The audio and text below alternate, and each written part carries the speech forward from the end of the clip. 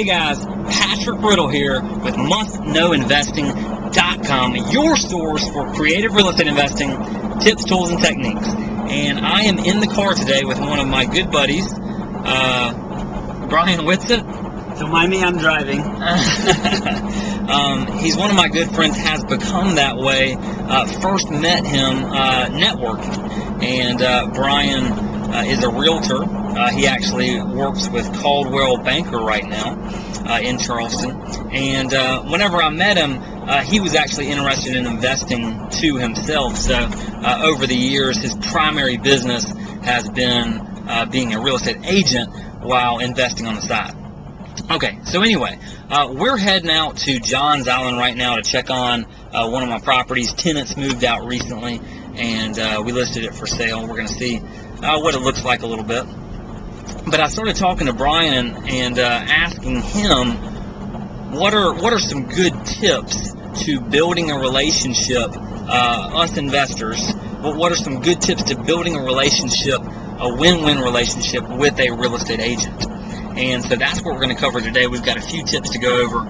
And Brian, first off, you had mentioned that it's important for the investor to define their goals to the agent. Can you tell us a little bit more about that? Yeah, sure. That's definitely one of the most important things, is to come with a clear mind on what you as the investor are looking for. That way, it's not just totally anything under the sun, so that the agent has a clue of where to help you begin that search. Very, very good tip. And as you know, I teach that it's critically important to define your niche, the price range, the type of property, the area that you're interested in. If you go to an agent and just say, "Oh, I'm interested in investment property," call me when you see something. You're not going to get a phone call. The more specific that you can be, the better, because when that agent comes across that right property, they're going to know it's for you. Great tip. The second tip here, Brian says not all agents are suitable. Brian, what do you mean by suitable? Yeah, I think a lot of people don't realize that even though we as agents know what to do and how to do it with probably lots of different aspects of the business, a lot of us spend our time concentrating on different types of clients, buyers, and sellers.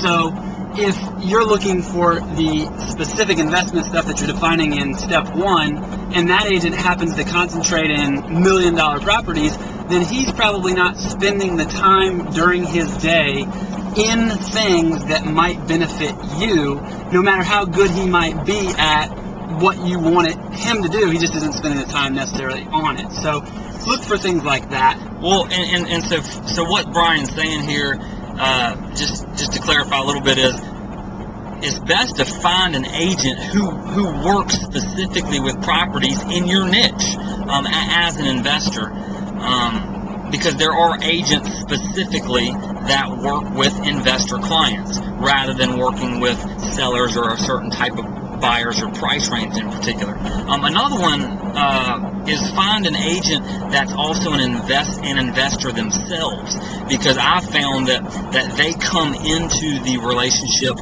with the mindset that benefits us, because they understand the investing game a little bit more.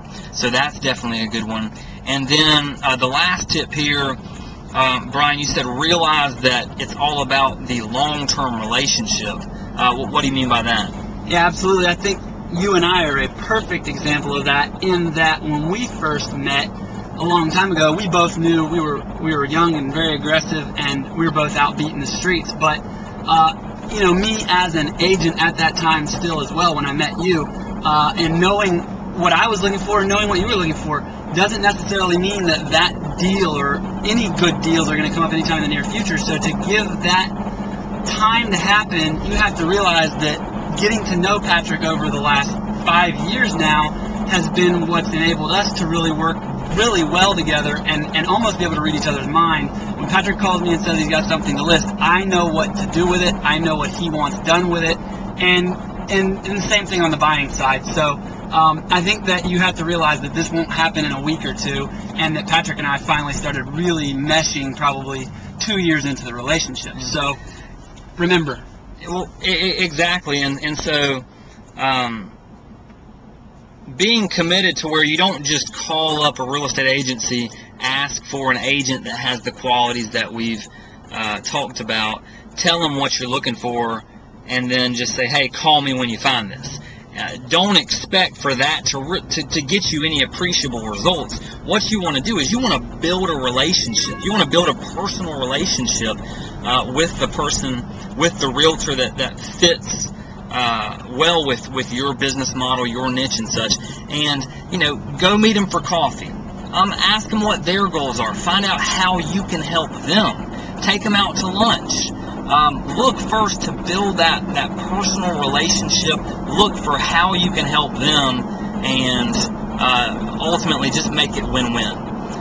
So Brian, thank you for your tips today. Welcome. Guys, that's Brian Whitsitt, Caldwell Banker. He's an excellent agent. Patrick Riddle, MustKnowInvesting.com. We'll see you next time. Have a good one.